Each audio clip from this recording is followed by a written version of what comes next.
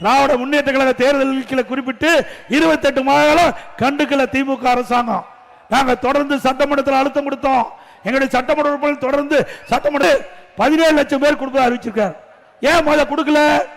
அப்ப நிபந்தனை வச்சாங்க. இப்ப நிபந்தனையை தளர்த்தி 17 லட்சம் பேருக்கு இன்றைக்கு அந்த உரிமை தொகை கொடுப்பதாக சொல்லி இருக்கிறாங்க. இதுல இருந்து என்ன தெரியுது? இன்னும் 5 மாசம் தான் கொடுக்க முடியும். திமுக ஆட்சியுடைய ஆயுள் காலம் 5 மாசம் தான். அதுக்கு பிறகு திமுக ஆட்சிக்கே வர முடியாது.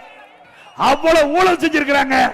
ஆக 55 மாத காலம் அந்த மக்களுக்கு கிடைக்கல. இப்ப நிபந்தனை தளர்த்தி கொடுக்கிறீங்களே 17 லட்சம் பேருக்கு, அப்பொழுதே நிபந்தனையை தளர்த்தி கொடுக்கப்பட்டிருந்தால் அவருக்கு 32 மாதம், அவர்களுக்கும் மாதந்தோறும் 1000 ரூபாய் கிடைச்சிருக்கும். இந்த குடும்ப தலைவிகளுடைய கஷ்டத்தை பார்த்து கொடுக்கல. அடுத்த ஆண்டு நடைமுறை சட்டமன்ற பொது தேர்தலில் திராவிட முன்னேற்ற கழக தேர்தலில் குறிப்பிட்டு 28 மாதங்களும் கண்டுக்கல திமுக அரசாங்கம். நாங்க தொடர்ந்து சட்டமன்றத்தில் அழுத்தம் கொடுத்தோம். எங்களுடைய சட்டமன்ற உறுப்பினர்கள் தொடர்ந்து சட்டமன்ற